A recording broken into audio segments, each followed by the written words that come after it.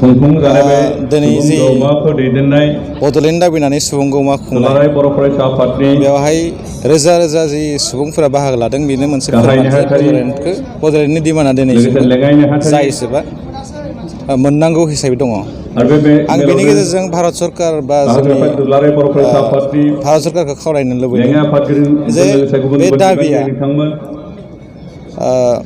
राजनितिक भाबै थाबैनो सुफुंजानांगौ आरो सुफुंजायोब्लासो बेवहाय जे मोनसे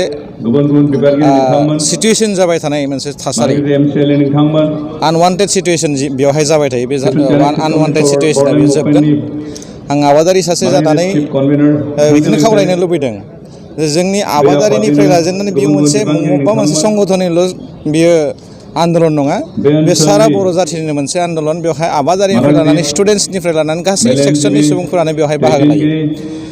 आरो बिब्दि मोनसे सोमावसारनायखौ फोजोबनो हानाय नङा। बे अनलि सलुसननि गेजेरजोंसो बियो जोबनानै थांगोन, बोखाव बोखिनि गेजेरजों बियो सुस्रांजानाय जानाय नङा। आरो बेनि गेजेरजों आं मोनसे बाथ्राखौ खावलायनो लुबैदों जोंनि बर' दैदेनगिरिफोरखौ स्पेसियेलि आं खावलायनो लुबैदों दिनै बे सोमावसारनाया NDP आरो सोमावसारग्रा हान्जाजों भारत सरकारा मोनसे सलुसननि थाखाय लामा नायगिरगासिनो दङ आरो बे सलुसननि थाखाय लामा नायगिरनाय समावहाय जोंनि दैदेनगिरिफ्रा गावस्रा गावस्रि जानायनि बाथ्रा थाया। बेखौ बोरैहाय साक्सेसफुल खालामनो थाखाय बांसिन मोनसे जोंनि डिमान्डखौ जोंनि लेभेलसिम लांनो थाखाय जों बयबो ज' जानायनिसो बाथ्रा दङ दिनैनि समावहा। जोंनि गेजेराव गावस्रा गावस्रि जानायनि जेबो बाथ्रा बेवहाय थानो नाङा। दा जायफोरानोखि जोङो एसे खोनानो मोनो जिखिनि जों नुनो मोनदों जोंनि समाजनि गेजेराव जोंनि बर'फोरनि गेजेराव जे राजनितिकखौ लानानै बा गावनि माबाखौ नायनानै सेल्फिसनेस बा गावनि सेल्फखौ नायनानै गावखौ नायनानै सोरबा गावनि सुबिदानि थाखाय एसे मुभमेन्टनिफ्राय जानगारलांनानै मोनसे बोखावनाय थासारि लाबोदों आरो बे षड़यन्त्रखौ जों मिथिनो नांगौ। बे षड़यन्त्रफोरनिफ्राय जों बासायनो नांगौ। जों मिथिगौ जे दिनैनि समावहाय भारत सरकारनि जे राजनिति बे राजनितिया माबानि गेजेरजों बुखाव आरो बुफ्ले बेनि गेजेरजों सोलियो जे चाणक्य नीति काम धाम दण्डभेद होननाय बे नीतिजों सोलियो आरो बेखौ जों बुजिखांनायनि उनाव जोंनि मानसिफोरा जोंनि दैदेनगिरिफोरखौ जे सोरबा लानानै थांगोन बे बाथ्राखौ जोङो हमदांनो हानांगौमोन आरो बे हमदांनो हायैनि थाखायनो गोबां मानसिफोरा जोंनि गेजेराव रायजो राजाफोरखौबो कनफिउस खालामनो सेस्था खालामबाय थादों। आंहा मोनसे फोथायनाय दङ NDP प्रग्रेसिभनि दैदेननाय आरो दुलाराय बर' फरायसा आफादनि जे दैदेननाय बर्तमाननि जे सोमावसारग्रा आफाद बिथांमोननि दैदेननायनि गेजेरजों जोङो मोनसे आमिकेबल सलुसन मोनफैनो हागोन। आं बेखौ मोजां मोनसे फोथायनाय दङ आरो ओंखायनो आं खावलायनो लुबैदों आबादारि हिसाबै आरो जोंनि सासे बर' मानसि हिसाबै बर' सुबुं हिसाबै आं बेखौनो खावलायनो लुबैदों जोङो गावनि स्वार्थखौ दोन्थ'नानै बर' जाथिनि बृहत स्वार्थनि थाखाय जिखिनि सुबुङानो थाया मानो बिभिन्न दल संगठनाव थाया मानो बबेबा मोनसे गुबुन गुबुन राजनितिक हान्जायाव थाया मानो बेखौ मोनसे मोजां मोनसे फोजोबथाय होनो थाखाय बयबो आवगायबोनांगौ। आरो दिनै जों मोनसे थासारि नुबावनो मोनदों जे BTCनि बाहेरनि जिखिनि बर'फोर बेखौ लानानै गोदान मोनसे षड़यन्त्र सोलिबाय थादों जोंनि बर' जातिखौ सिंखावनायनि मोनसे लामायाव आरो फैबावदों।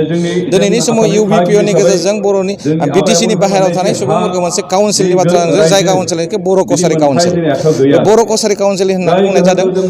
अब्ला बेवहाय जों मोनसे डिफारेन्सियेसनखौ नुनो मोनदों जे BTCनि थानाय मानसिफोरा जाबाय बर' आरो बाहेरायाव थानाय मानसिफोरा बर' कसारि बेबायदि मोनसे डिफारेन्सखौ जों नुनो मोनदों। आरो बे डिफारेन्सआ जुदि फैबाय थायोबा मोनसे समाव बिदिनो जायोबा जोंनि बर' हारिया मोननै जागोन। मोनसे समावहाय बे साहित्य सभायाबो मोननै जागोन, दुलाराय बर' फरायसा आफादाबो मोननै जाहैगोन। बै समावहाय बर' कसारि मोनसे स्टुडेन्टस इउनियन जागोन, एबसु मोनसे थाबावगोन, बर' कसारि स्टुडेन्टस मोनसे जागोन, माने साहित्य सभायाबो बर' साहित्य सभा जाहैनो हागौ, उनाव बर' कसारि साहित्य सभा बिदि डिफारेन्स मोनसे जाहैनो हागौ। जों बर' हिसाबै बेयाव खौसे जानायनि मोनसे लामाया थानाय नङा। आरो बे षड़यन्त्रखौ आसाम सरकाराबो खालामगासिनो दं आरो माखासे आसामिस जायफ्रानोखि जोंखौ नायनो हायै जायफ्राखि जोङो बोफ्लेनो नागिरनाय जोंनि मोजांखौ हास्थायै बे सुबुंफोरा खालामगासिनो दं। आरो बेवहाय जोंनि माखासे दैदेनगिरिफोर बर'फोरनिनो माखासे दैदेनगिरिफोरा बेखौ सापर्टिं खालामनायखौबो जों एसे नुनो मोननाय बायदि नुदों। ओंखायनो आं खावलायनो लुबैदों जों बैबायदि थासारिखौ लाबोआलासेनो जों मोनसे इउनाइटेडलि नैबे जास्ट लास्ट जों मोनसे सुक्तिनि थाखाय आवगायलांगासिनो दं बर'फोरा मोनसे गोरोबथानि थाखाय आवगायलांगासिनो दङ बेखौ बयबो मोनसे मोजां थासारि लाबोनानै मोजां मोनसे सावरायनायनि गेजेरजों बयबो आमिकेबलि मबि लेभेलसिम जों लांनो हायो मेक्सिमाम जों लुबैनाय बायदि आदाय खालामनो थाखाय सेस्था खालामो होननानै आं मिजिंथिनानै भारत सरकारा बर्तमान जेमा एसटि आसामनि एसटि होनो थाखाय मोनद' हारिखौ एसटि होनो थाखाय नागिरनाया जोंनि जा आसामाव थाखानाय ट्राइबेलफोरनि थाखाय बिराद मोनसे गिख्रंथाव मोनसे थासारि लाबोगोन जियानोखि जि मोन्थाइखौ लानानै आसामनि